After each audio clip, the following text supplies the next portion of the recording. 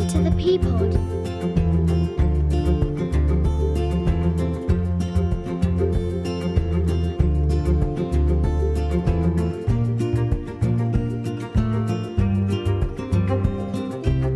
Right then, welcome to the ThePPod, the partnership podcast from the Somerset Safeguarding Children Partnership. Now, we've often talked in the podcast about the importance of listening to the voices of children and young people. And so we thought it only right to really focus on that today. And I'm pleased to say I've got a busy studio this morning with not one, but three guests who have come in to talk to us about why we need to listen to the voices of children and young people and what difference that makes. So can we do some quick introductions? Can we start with yourself? Hi, my name is Fiona Phur. Everyone calls me Fee. I'm the Partnership and Participation Manager at Somerset Council. Wonderful. Thank you very much, Fee. I'm Paul Mitchell. I'm the Senior Partnership Engagement Officer at Somerset Council. Brilliant. Thank you very much. Hello, my name is Gabriella Sorgente. Everyone calls me Gaby. I'm the Send Young Persons Champion for Somerset Council. Brilliant. Lovely. Thank you, Gaby. And thank you, everybody. It's great to have so many people here today. A busy studio, which is lovely to see. So let's get stuck into the topic then. So we're going to be talking about the voice of children and young people, about the importance of that. And so can we start off on that? And in terms of why is it sounds like a daft question, but why is it important to gain the voice of children and young people? Well, I think it's a good place to start, Steve, because we base all of our work upon the United Nations Convention on the Rights of the Child. And Article 12 states that children have a right to have a voice and for that voice to be listened to seriously and acted on. And so everything that we do is ensuring that children's voices are heard because they should be part of an influence and challenge to a council and all its processes and systems, particularly children's social care, and children's services, because those are the services that impact upon our young people most of all. And I think also the other why is because local councils should be rights respecting and they should be the role models. So if at the council we are leading the way in making sure people understand that we do listen to children and young people and they do make a difference, that should be role models to our partners across the local system as well. So in terms of the work that you do as a team, and can you anybody broadly talk about the work of, I guess, firstly, the kind of team, and then also it'd be good to talk about actually how you get the voice of children and young people and some of the groups that are out there. First, we have four main groups of youth voice groups. That's the Sick and Slick, or the Somerset In Care and Somerset Leaving Care councils, who are made up of in care and leaving care young people. In fact, any in care or leaving care young person in Somerset is automatically a member of that group. They can just choose to participate if they so choose. We also have Youth Forum, which is a youth voice group that involves young people from pretty much any young person in Somerset can join, and we talk about topics that impact and directly influence them, that they would like to make changes to. We also have Youth Parliament, which has a combination of elected Youth Parliament members and also a support group that help with those. Then the Unstoppables, which is made up of young people with special educational needs and disabilities that meet monthly to talk about their required needs and changes that they like to make to services. We also work with young carers groups so that we make sure we hear the voices of young carers. And we work with the youth justice team to ensure that a young person who's been supported by that team gets heard through their board level and their decision makers. Right. So without wanting to sound a bit daft with this, so we're listening to young people. So what does that actually do? Well, we have a policy, our own in-team policy, that if a young person has made a commitment to us to tell us what they feel and what they hope to achieve and what they need, then we respect that voice, and that voice is heard somewhere at a decision-making level. So all of our groups and forums will end up being heard at some point by the relevant board. And that isn't necessarily a board that's just a council board. So an example would be that the Youth Forum are the influence and challenge to the new ICS Children, Young People and Families Strategic Partnership. And we align our meetings with young people in Youth Forum to the board meetings. Right. And they now have a fixed agenda. And so their voice is heard every time that board meets, which is every other month. The same with the Unstoppables. They have a fixed agenda item. It's called the Lived Experience of Children and Young People at the SEND Strategic Partnership Board. And again, as the name suggests, that's the whole local system coming together. And that's the same with all of our young people.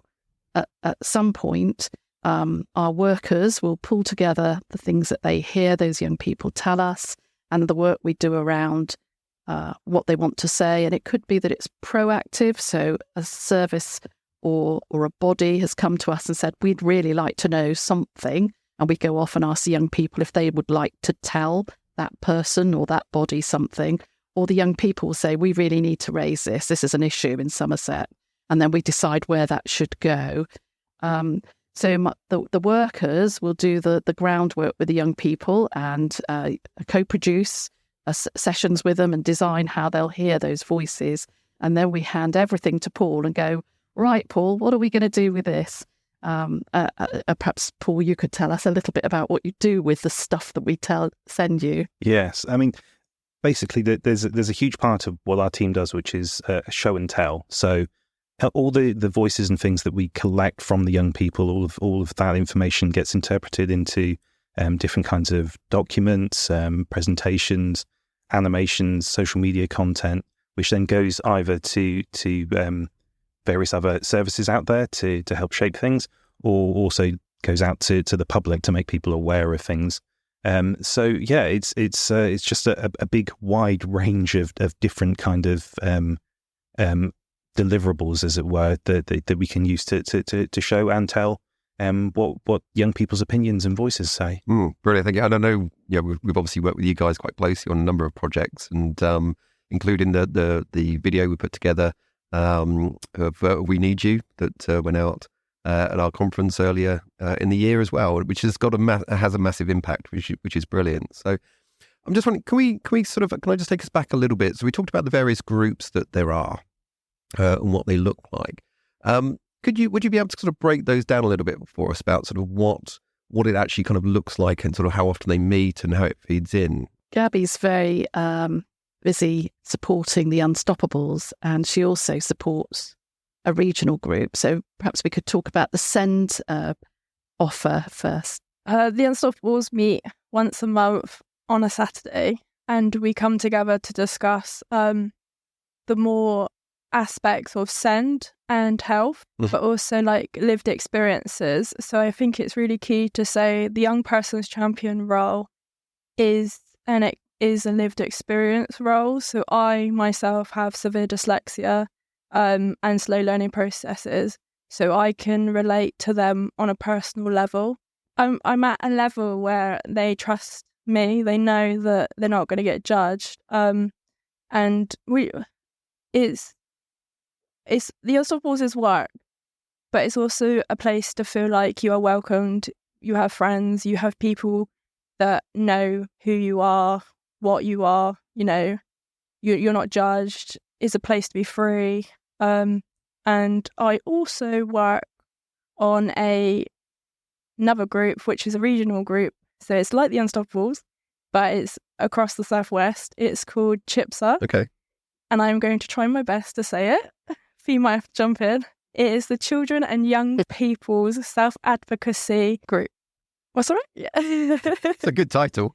And this is like the Unstoppables, but we do mainly do health. Well, how many people are in the group, just out of interest, on locally within Somerset, and then I guess wider regionally? We've recently had a few, like quite a lot join. Mm-hmm. So I think it's 13 now. I think we are at 13, but I might be wrong. But we're quite happy because we've had some younger people start. So we've also got a wide range of ages. So it starts from like 13, and I'm 24, so 13 to 25. But yes, we've got a good range of education, all the way through education, really. What sort of topics have you kind of discussed? So recently we are doing we're always doing lived experiences, but recently we're doing preparing for adulthood. Mm-hmm. So I have been doing some work with the Unstoppables and with Sean Smiley, which is my boss. Yeah. We have been working on like supported employment. And how you engage with the adult services when you're leaving children's services, which I think you'll agree, Gaby, our young people get very concerned about what that will be. It's quite a frightening transition. Absolutely.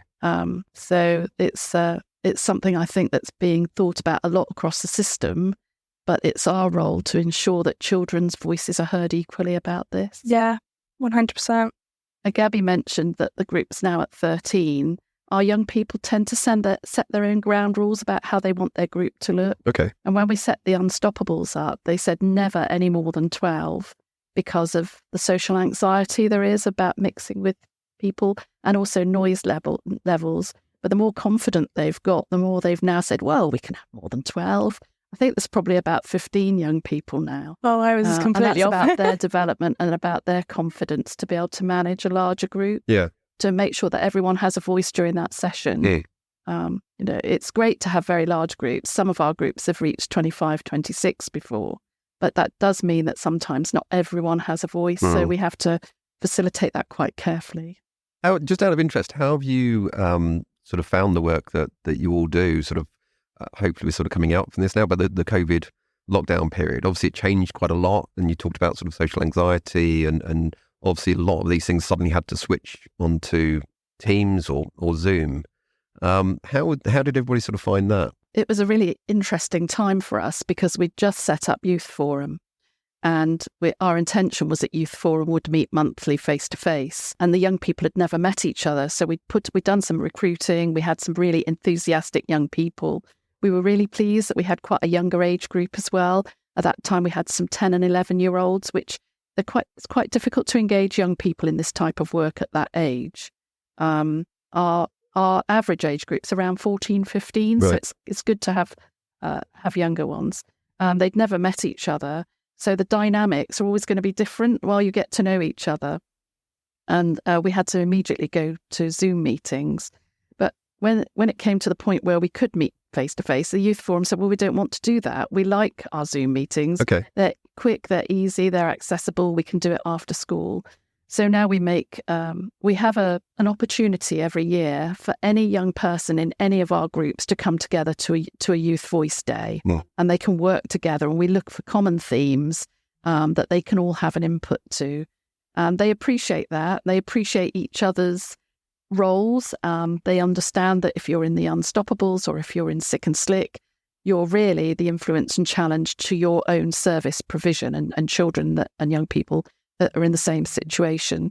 If you work for Youth Forum or Youth Parliament, you understand that you have more of a lobbying or campaigning or an influencing or challenging role. But to get them together is absolutely magical, and they appreciate what each other does.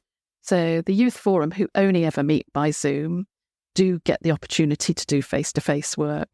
The other groups, they do prefer meeting face-to-face. And I think Gaby's already said that social element of feeling that you're part of a common cause, that you're part of a family, is really important for the development of the group as well. And we've sort of talked about Sick and Slick, talked a bit about the Unstoppables. Could you maybe just explain the difference between Youth Forum and Youth Parliament? Yeah. Youth Parliament is based on a democratic system of election through schools and youth groups. We're just coming up to election time, actually, Steve, which is why we're all looking a bit frazzled. So every 2 years, young people can nominate themselves to become a member of Youth Parliament based on a campaign that they want to run for Somerset. And then schools can elect against those nominations. And we always have 3 young people in place. And their role in their 2-year tenure is to do as much work around whatever their campaign theme is. And at the end of that, have something that is either useful for national lobbying or something that's an asset that we can use. So quite often at the end of a campaign, young people may have made films or documents or guidelines or booklets that can be used in school, for example. Youth Forum doesn't have that longevity. So they will either be reactive to someone coming along saying, oh, we'd really like to know, if every child in Somerset should eat a cucumber sandwich every day. So off they go. They choose as to whether they want to do that. But if they do, they'll go off and have a session with us, talk about their perceptions and maybe their own experiences, and then make a recommendation as to what to do with that information. Sometimes we extend that across a period of months. So last year, we did a really big piece of work with the Youth Forum about, are people happy at school and why is attendance low? Right. And they planned, they did research, and then they planned what they thought was missing, what they needed to know. And then instead of surveying, they asked for supported questionnaires, because young people are far more perceptive, I think, than us about what we or how we ask. And they said, you're forgetting there is some stigma about not going to school. Yeah. And just sending out a blanket survey could actually trigger some bad feelings and unhappiness. So we did supported questionnaires with 100 young people to ask them what made them want to attend school and how they felt about going to school. And we shared that information with our education colleagues and took it to a big summit, an inclusion summit in the autumn. But generally, they work on one topic at one session. Right. And that's the difference between the two. I don't know, Paul, have I missed anything out? You're doing a lot of work with Youth Parliament. That's pretty much the main bulk of it. I think that is pretty much it. The only other things I would say is because of the way Youth Forum is, because they're not as publicly out there as, say, Youth Parliament would be. Yeah. The development of the young people is a very different sort of thing. Certainly, some of the people that are members of Youth Forum would potentially be much shyer or have social things that would prevent them from being more out there in the public. Certainly we've had a recent person who's joined who wasn't sure whether they'd be able to stay in Youth Forum because they were a bit concerned about their own social anxiety. Yeah. And we heard from one of their parents afterwards and how they'd really engaged with it and how they were asking their parent a lot of questions afterwards, and it's just really kind of given them a lot more confidence. Certain members of Youth Forum, they will have joined and just talked to us on the chat, and now through multiple different sessions, now they are cameras on, fully engaging, talking to everyone in the session. Yeah. And it's just seeing the development in a very different way, going from Youth Parliament, which innately are going to be people who are out there in the public eye more often, versus those who are potentially not as much, and seeing how the confidence builds. Yeah. Between the two different groups. Yeah, and I was going to ask you about that, because obviously, we've sort of talked at the moment in terms of young people being able to provide a voice. I'm just wondering, in terms of young people that have been involved in any of the groups, kind of what difference you've seen for them. And you talked about sort of boosting confidence. Gaby, I'm just thinking in terms of your group, do you see that sort of change in people? You do. You definitely do. What I would say is the newer members, because I've been here about a year now, so I haven't seen the older members, because I would say I'm relatively still new to the Unstoppables. But the newer members that we have, when they first start, they're a group of people that are themselves. They're not masking. They are themselves. So it can be a bit overwhelming for you for the first time you meet them. And once they start coming, I would say after the third time, they're like, these are my friends, This is my community, and it's lovely. It's great to see, some people that are more shy or not non-verbal, but like are more on the side of they don't want to speak. Yeah. And then they open up and they start talking to you. That is what we want. We want young people to want to feel comfortable, because with someone who has SEND, it is hard out there. It's hard to be yourself, to not mask, because it's quite natural to mask. We need that. We need that in the world today.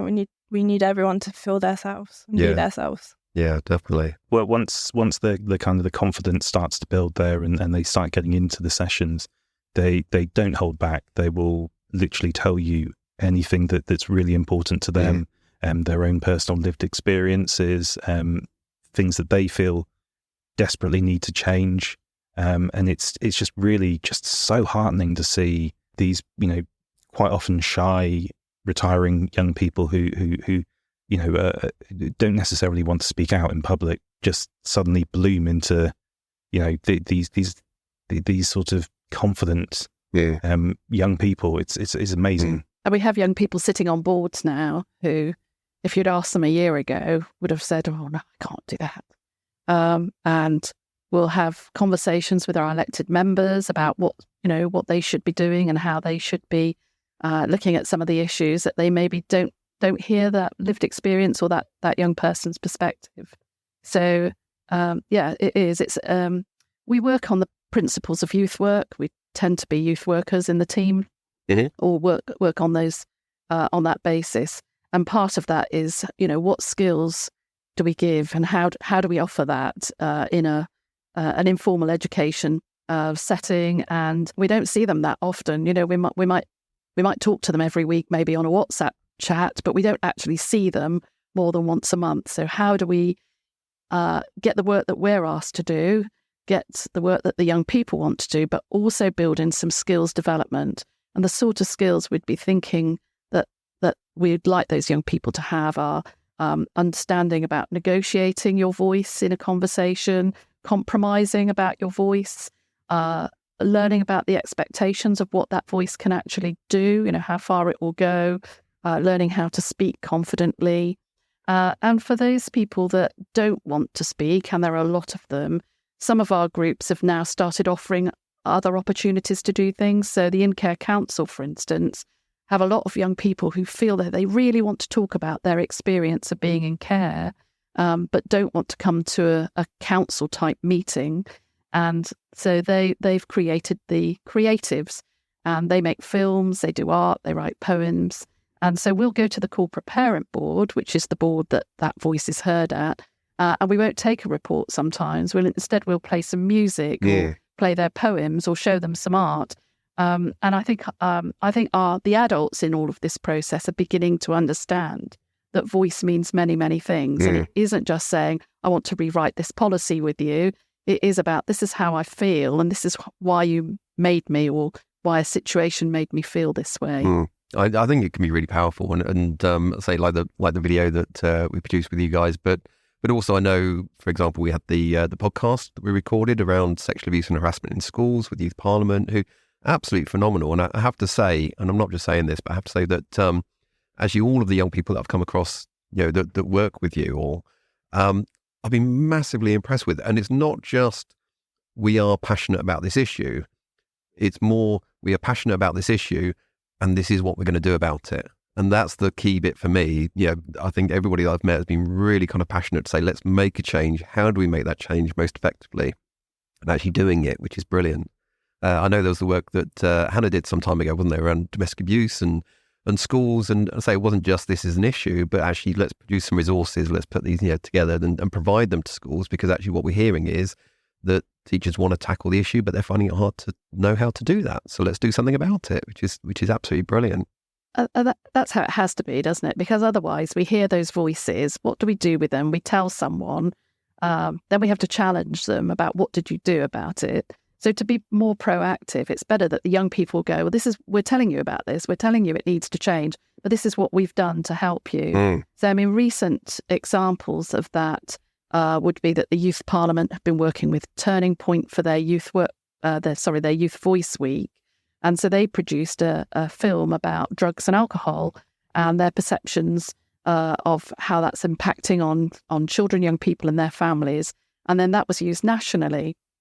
So it wasn't just about making a few comments and saying, we'll go onto social media and tweet about your week. They actually gave them something that they'd had a considered time to look at and understand.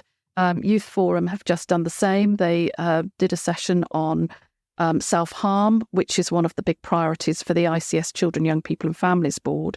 So instead of saying, yes, we agree that this should be your priority, they took back this month a presentation based on what they're seeing in their environments, what support they think there are for young people who are self-harming, and made recommendations to the board as to what they should be doing. The Unstoppables now take a lived experience item every time the SEND Partnership Board meet, and that lived experience is now influencing how some of the SEND processes are working, some of the interventions, and also looking at some of the areas that aren't working so well, and young people explaining how that makes them feel. So that's really useful. And the In-Care Council have been, I would say, equal partners in the new Children's Homes Partnership in Somerset called Homes and Horizons. They were there right from the inception of it. They interviewed prospective partners. They went and inspected those partners' children's homes all over the UK and came up with their recommendation as to who should be the partner. And luckily, the adult panel have already agreed with that. And so they've done all sorts of things. They've met the communities when those homes have opened to reassure them that there's nothing wrong with having a children's home in your village or down your road. And the current thing that they're undertaking that's really an outcome of all of this is they now want to check that what they put in place is working okay. So they're doing some accredited training to be what we're calling quality checkers. Basically, they're going to inspect young people's homes, young people's homes, and they're also for any of our homeless accommodation for 16 and 17-year-olds and supported accommodation for care leavers as well. And that's only come out of doing that work at the beginning. And that's what gives them the confidence then. When they follow something through and they see the difference it's made, they feel agency, they feel a sense of satisfaction, confidence, self-esteem, but they feel like a citizen. They're part of the community. And you can get that from lots of ways. Participation isn't for every young person. There are lots of other ways you can do that. But this is a really good way for a young person to get a sense of achievement and feel that they're making a difference. Oh, that's really heartening to hear, to be honest, because I think you do see examples sometimes where it's a bit piecemeal. It's okay, we'll get a voice of a young person on here, tick. We'll have them on an interview panel, tick. There we go, we've done that. I've certainly had job interviews before with a young person, and actually they've not actually been part of the process. No, we always check how much weight does a child's voice have in an interview in Somerset. And the other thing that we do as well is if a young person's asked to be in an interview, whether they are in a young person's panel or in the main panel, we give them about 2 hours training or awareness beforehand just to refresh what they need to do and look at the job description and work out what they will be able to understand. Because in a technical job, the young person may not know whether the candidates are saying something that's what we want or don't want. So we might then have the young people looking at the qualities of that job and listening out to see if they are someone who would be caring and responsible and listen to the voices of children and young people. But better still, we do now train young people to be on interview panels, but the training is being put together by young people who have experience being on young interview panels. So it's not going to be us as workers training the young people, it's going to be young people training young people.